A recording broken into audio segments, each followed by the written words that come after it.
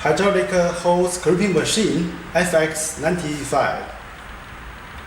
The machine with a big opening.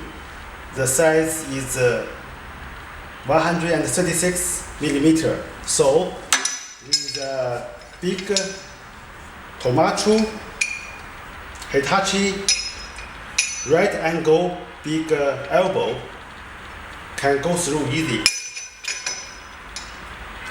And its die is fixed with T-slot, so the T-basement is very stable and easily replaced with dies. And the crimping cycling is only 10 seconds and also only radially crimping without axial movement. So the hose after crimping with a very good stripe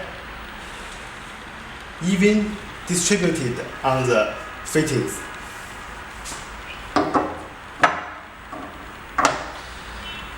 FX95 with specially designed hydraulic and mechanical structure movement to make it very efficiently, especially with good strong crimping force.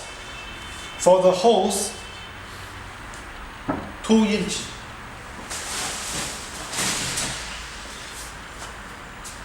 inches ID and the 4 spiral could be crimped at one operation.